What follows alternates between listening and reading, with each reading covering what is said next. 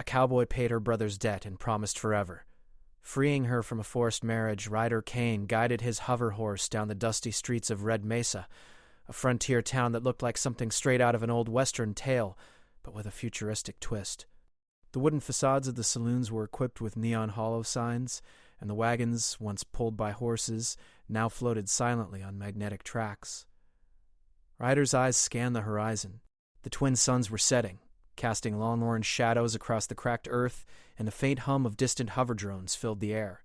He had heard whispers of the Moreno family's trouble before reaching Red Mesa. Debt collectors from Corvallis Industries had a reputation for being ruthless, and Ryder was not a man who ignored injustice. Though he preferred to keep to himself, he had a sense for when people were in danger, and the call of help drew him like a moth to a flame. The town's main street was alive with activity. Merchants shouted their wares through mechanical amplifiers, and children ran between hovering crates while robotic dogs padded beside them.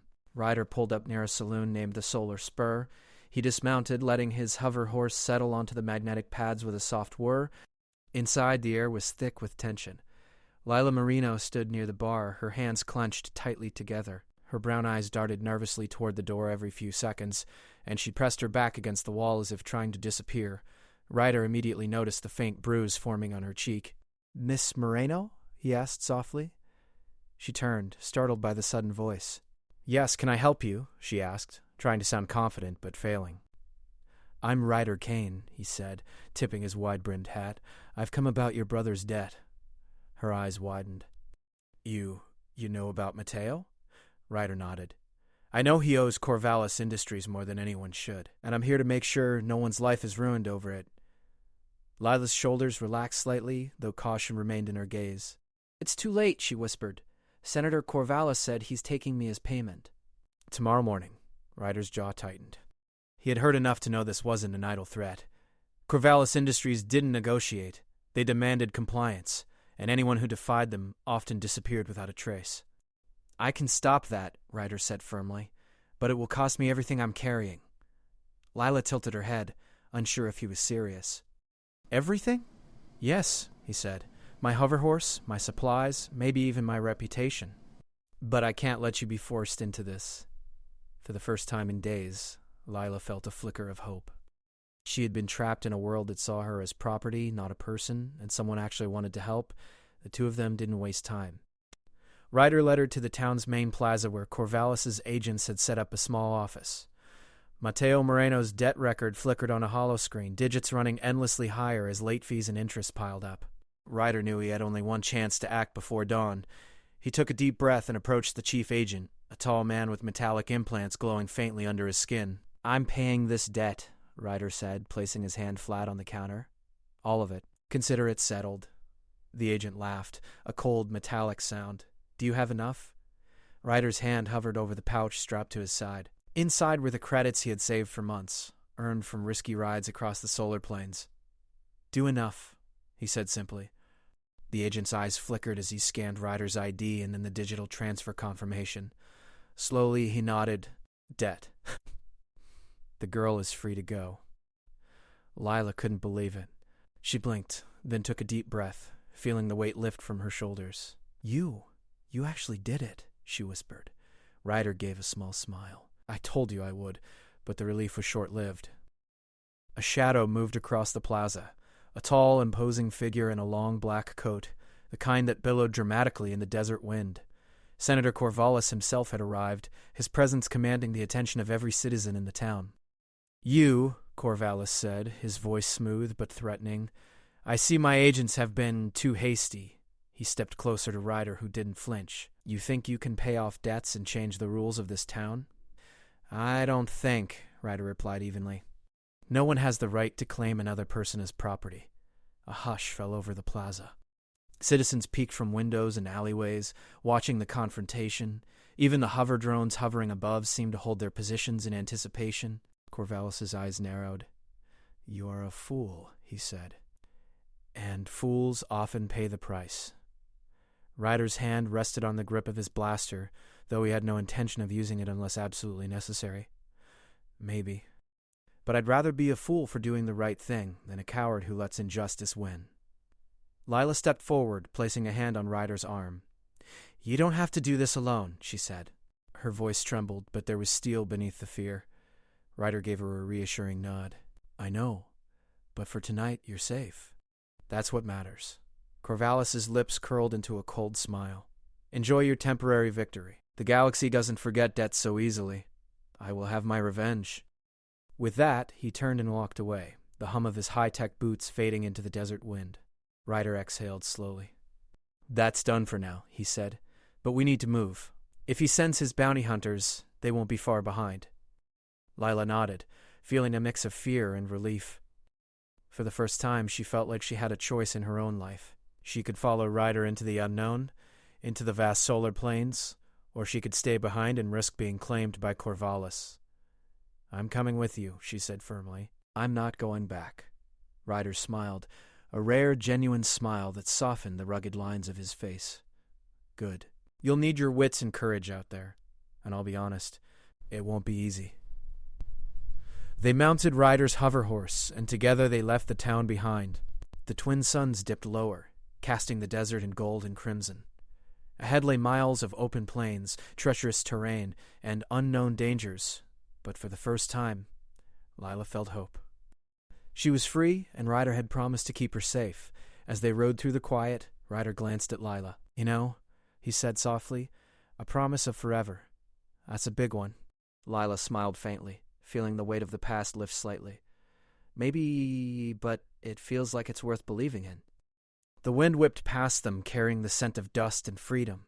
Red Mesa disappeared behind them, and the endless plains stretched ahead. Somewhere beyond the horizon, adventure awaited, and together, Ryder and Lila would face whatever came next.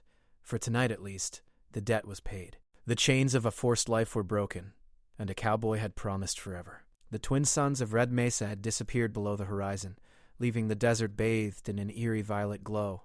Ryder Kane and Lila Moreno rode side by side, their hover horse gliding silently across the cracked ground.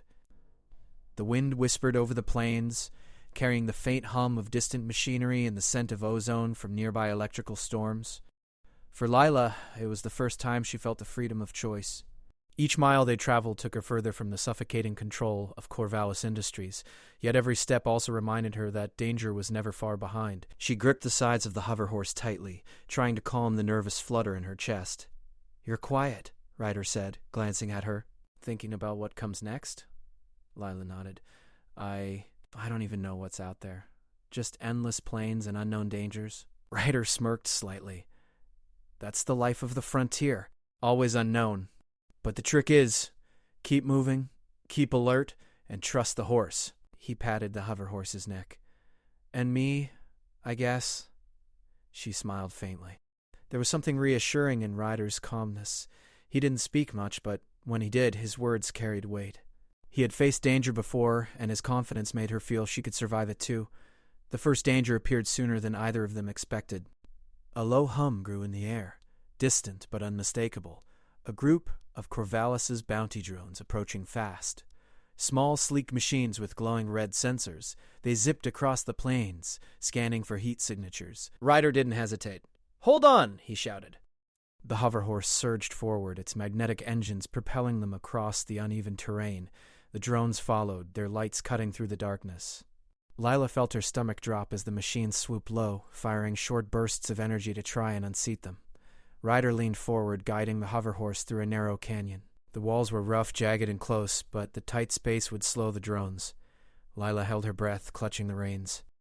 She had never imagined a chase like this. Part cowboy adventure, part science fiction nightmare. The drones fired again, but Ryder anticipated each move. He veered sharply to the left, and one drone clipped the canyon wall, spinning out of control. Lila let out a nervous laugh. "I can't believe we're actually doing this." "Believe it," Ryder said, keeping his eyes ahead. "And stay ready. It's not over yet." The canyon stretched for miles, twisting and turning, and by the time they reached the open plains again, the drones were behind them, but not for long. Ryder knew he couldn't keep this pace indefinitely. He needed a safe place to rest. "Do you see that?" Ryder pointed toward a cluster of rocky outcrops ahead. "Old canyon ruins. Not perfect, but it'll give us cover for the night." They rode toward it, the stars emerging one by one in the darkening sky. The ruins were remnants of an old rebel settlement, abandoned decades ago when Corvallis first expanded into Red Mesa. Now, the cracked walls and hollow towers offered perfect hiding spots from drones and bounty hunters alike. Ryder dismounted and led the hover horse into a sheltered alcove. Lila followed, her legs shaking from adrenaline. "How did you know where to go?" she asked. "I've been around," Ryder said with a faint grin. "And sometimes you just follow the patterns of the land. Rebels always chose high ground and cover." "Smart people." Lila knelt on a flat rock, catching her breath. "It's beautiful here." In a strange way. The stars, the silence. "I've never seen anything like it."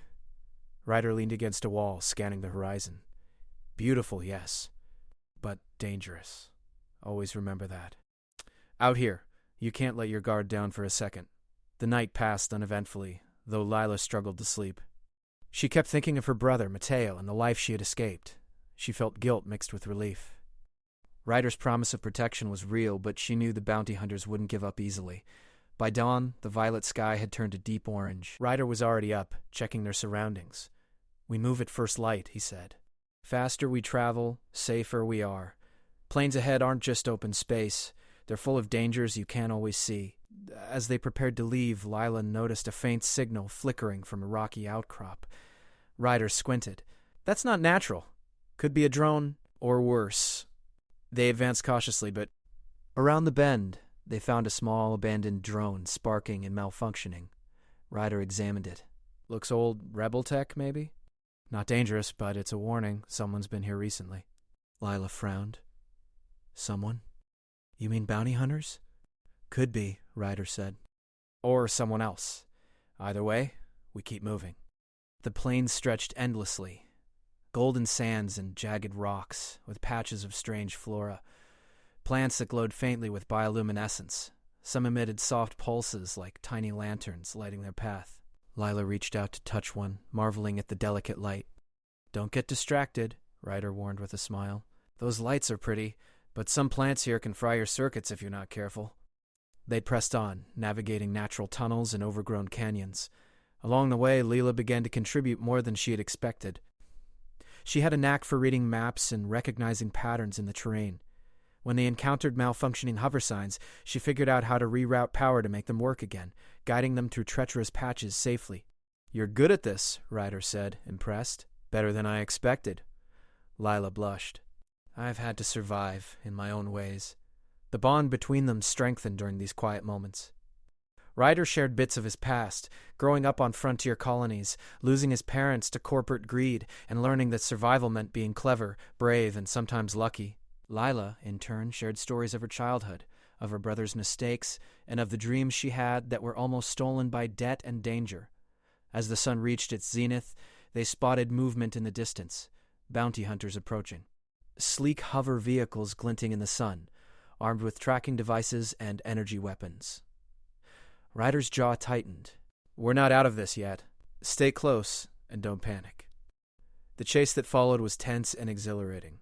Ryder maneuvered the hover horse with precision, leaping over rocks and dodging laser fire. Lila clung tightly, her heart pounding, but she trusted Ryder completely.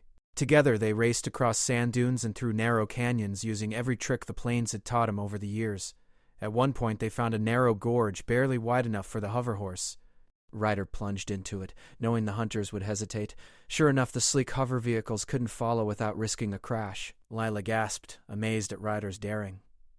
"You always do this?" she shouted over the wind. "Sometimes," he yelled back. "Sometimes you just have to trust your instincts." When the dust finally settled, the hunters were left far behind. Ryder and Lila paused, breathing heavily, the hover horse softly whirring beside them.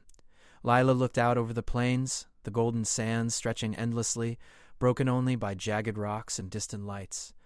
"We made it," she said, a mix of relief and awe in her voice. Ryder nodded. "For now. But we can't stay here long. We need to find a safe place. A real shelter, with walls and maybe even people who don't want to kill us." Lila smiled faintly. "I never thought I'd feel alive like this. Even with the danger, even with the fear. I feel like I'm finally living." Ryder's eyes softened. "That's why I'm here." to make sure you get that chance." As they rode toward the distant hills where an old rebel stronghold awaited, the twin suns set again, casting long shadows over the plains. Tomorrow would bring new dangers, new challenges, but for tonight they had survived together. They had escaped the immediate threat of Corvallis's bounty hunters, and Lila had taken her first real steps toward freedom.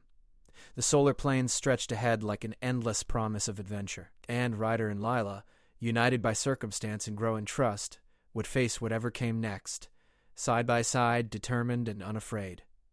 The hills rose slowly from the solar plains, dark shapes against the glowing horizon. Ryder Kane guided the hover horse toward a narrow path hidden between tall rocks. From a distance, the place looked empty and forgotten, but Ryder knew better. This was old rebel land. Long ago, people who refused to bow to Corvallis Industries had built a secret stronghold here. Lila watched the rocks carefully. "Are you sure this is safe?" she asked. Ryder nodded. "Safer than the open plains. If the rebels are still here, they won't let bounty hunters walk in easily." As they moved deeper into the hills, lights suddenly flickered on. Soft blue beams scanned them from above. Lila's heart jumped, but Ryder raised one hand calmly. "We're not enemies," he called out. "Just travelers looking for shelter." For a long moment, nothing happened. Then a voice echoed from the rocks. "Names?" "Ryder Kane," he replied. "And Lila Moreno." There was a pause. Then the rocks shifted, revealing hidden doors sliding open. Armed figures stepped out, men and women dressed in a mix of old Western coats and advanced armor. Their weapons were strange but controlled, aimed carefully, not wildly. "You can come in," the voice said, "but we're watching you." The gates closed behind them as they entered the rebel stronghold. Inside, Lila was amazed. Wooden buildings stood beside metal towers. Solar panels covered rooftops and cables ran between structures like spiderwebs. People moved with purpose, repairing machines, sharing supplies, training with both rifles and energy tools. "This place," Lila whispered. "It's alive." Ryder smiled faintly. It never really died. They were led to a central hall where a tall woman with silver hair waited. Her eyes were sharp, and her posture showed quiet strength. "I'm Mara Vale," she said, "leader of what's left of the rebels here." "Why have you come?" Ryder explained everything: Red Mesa, the debt, Senator Corvallis, and the bounty hunters. Mara listened closely, her expression growing darker with each word. "So Corvallis is pushing harder now," she said, "using people as leverage again." Lila stepped forward. "He tried to take my life away, not just my freedom, my future." Mara looked at her carefully, then nodded. "Then you're welcome here. Anyone who stands against Corvallis deserves protection." Relief washed over Lila. For the first time since leaving Red Mesa, she felt truly safe. Over the next few days, Ryder and Lila stayed in the stronghold. Ryder helped repair old defense systems and trained with the rebels. His skills with both tech and frontier combat earned their respect quickly. Lila, however, surprised everyone. She noticed patterns in the stronghold's old systems: security grids that didn't work right, communication arrays that lost signal. With simple tools and careful thinking, she helped fix them. "You've got a sharp mind," Mara told her one evening. "Where did you learn all this?" Lila shrugged. "When you grow up with nothing, you learn to fix things yourself." As Lila worked, she uncovered something troubling. An old data terminal still held fragments of Corvallis Industries' private communications. Late one night, she brought the information to Ryder and Mara. "This isn't just about me," Lila said quietly. "Corvallis is planning something bigger." The data showed secret contracts and orders. Corvallis wanted control over all major frontier towns. Debt, fear, and forced agreements were his tools. Red Mesa was only the beginning. Mara clenched her fists. "If this is true, we can't stay hidden anymore." Ryder felt the weight of his promise pressing on him. He had sworn to protect Lila, but standing against Corvallis openly would put her in even greater danger. That night, Ryder stood alone at the edge of the stronghold, looking out at the dark hills. Lila approached quietly. "You're worried," she said. Ryder nodded. "I promised you forever. But if we fight Corvallis, there's no going back. Life will never be simple again." Lila met his gaze. "It never was simple for me. But I don't want to run forever. If people like him keep winning, no one is truly free." Her words settled deeply in Ryder's heart. He realized that protecting her didn't mean hiding. It meant helping change the world she lived in. The rebels began preparing. Old weapons were repaired, Drones were reprogrammed. Maps of Red Mesa and nearby corporate outposts were spread across tables. Ryder suggested a bold move. We don't attack with force alone. We expose Corvallis. Show the towns what he's doing. Mara nodded slowly. People need hope and truth. Lila worked nonstop, decoding files and building a message that could be broadcast across the frontier. It wasn't flashy, but it was clear. Proof of Corvallis' crimes, his plans, and his control over people's lives. Just as they were ready, alarms blared. "Bounty hunters!" someone shouted. They found us. Hover drones swarmed the hills, lights flashing through the night. Energy blasts struck the outer defenses, shaking the stronghold. Ryder grabbed his gear. Time to see if these walls still hold. Battle was intense, but controlled. Rebels moved with discipline, using cover and strategy. Ryder fought beside them, defending access points and guiding people to safety. Lila stayed in the control room, keeping the systems running. Fear gripped her, but she refused to freeze. She remembered everything Ryder had taught her. Stay calm, think clearly, act fast. When a drone broke through, Ryder rushed in just in time to disable it. He looked at Lila. "You okay?" She nodded, shaking but determined. "Finish this. We're almost ready." With one final effort, the rebels pushed the bounty hunters back. The hills fell silent again, smoke rising under the stars. Mara looked at Ryder and Lila. "They won't stop now, but neither will we." The broadcast signal was ready. "Once we send this," Ryder said, "everything changes." Lila took a deep breath and pressed the activation control. Across the frontier, screens flickered to life. In towns, farms, and outposts, people saw the truth about Corvallis Industries. They saw the lies, the control, the stolen futures. In Red Mesa, citizens began to gather, whispering, then shouting. Hope sparked like fire in dry grass.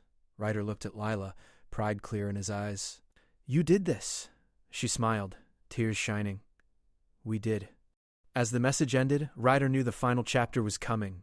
Corvallis would strike back, but this time, he wouldn't face a single cowboy and a frightened woman. He would face a united frontier.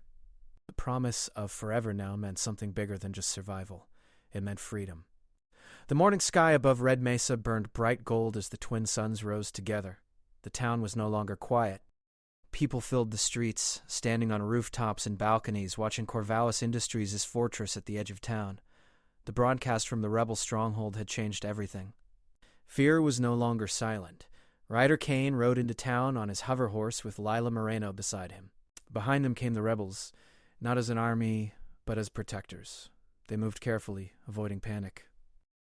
Ryder believed fear created chaos, and chaos helped men like Corvallis stay in power. Lila looked around, her heart pounding. This was the same town where she had almost lost her future. Now it felt different. "Stronger. People are with us," she whispered. Ryder nodded. Truth has a way of waking people up. At the fortress gates, Senator Corvallis waited. Tall, calm, and dressed in his dark coat, he looked confident, as if he still controlled the game. Armed guards stood behind him, but even they seemed uncertain. "You came back?" Corvallis said smoothly. "That was a mistake." Ryder guided the hover horse to a stop. "No, running would have been the mistake." Mara Vale stepped forward with several rebels. "Your contracts are public now. Your crimes are known." Corvallis laughed lightly. "People forget. They always do." Lila stepped beside Ryder. Her voice was steady. "Not this time." She activated a portable projector. Above the crowd, images appeared. Documents, recordings, proof of Corvallis using debt to control lives. Murmurs turned into shouts. Guards lowered their weapons. Corvallis' smile faded. "You think this ends me?" he asked. "Power doesn't disappear overnight." Ryder met his eyes. "Maybe not. But today, it stops owning people." Corvallis raised his hand sharply. Defense drones rose from the fortress roof, hovering and glowing. The crowd tensed. Ryder spoke calmly. "You don't need to do this. Call them off." For a moment, Corvallis hesitated. Then his pride won. "No one defies me." The drones moved forward, but stopped midair. Their lights flickered and died. They dropped harmlessly to the ground. Lila lowered her device. "Rebels upgraded the town's grid last night," she said quietly. "Your systems aren't yours anymore." The silence that followed was heavy. Corvallis stepped back. For the first time, fear touched his face. This town survives because of me. Mara shook her head. It survived despite you. The town council, once silent under Corvallis's shadow, stepped forward. Senator Corvallis, one elder said, your authority here is revoked. Security forces from neighboring colonies arrived responding to the broadcast. Corvallis was surrounded, not with violence, but with law. As he was escorted away, he looked once more at Ryder and Lila. This won't be the end, he warned. Ryder answered simply, it is for today. The crowd erupted, not in chaos, but in relief. People hugged, laughed, and cried. Years of fear melted away in the sunlight. Later that evening, Red Mesa gathered for the first free assembly in decades. Lanterns lit the streets, and music echoed between the buildings. Lila stood near the old saloon, watching children run freely. I never thought I'd see this, she said softly. Ryder stood beside her. Neither did I. But you made it possible. She shook her head. You paid the debt. You started this. Ryder smiled. You finished it. Mara approached them. The frontier will need people like you, she said. Leaders, builders. Ryder looked at Lila. What do you want to do? Lila took a deep breath. I want to help rebuild. Not just Red Mesa, other towns too. No one should lose their future to fear. Ryder nodded. Then I'll ride with you. As the celebration continued, Ryder led Lila to the edge of town. The desert stretched out calm and endless. You once promised forever, Lila said, smiling gently. Did you mean it? Ryder removed his hat, holding it close. I don't make promises lightly. Forever doesn't mean easy. It means choosing to stand together. Every day. Lila stepped closer. That's all I want. The hoverhorse waited patiently as they mounted. Together they rode slowly, not away from Red Mesa, but toward its future. Behind them, lights shone brighter than ever before. The frontier had changed, and so had they. The end.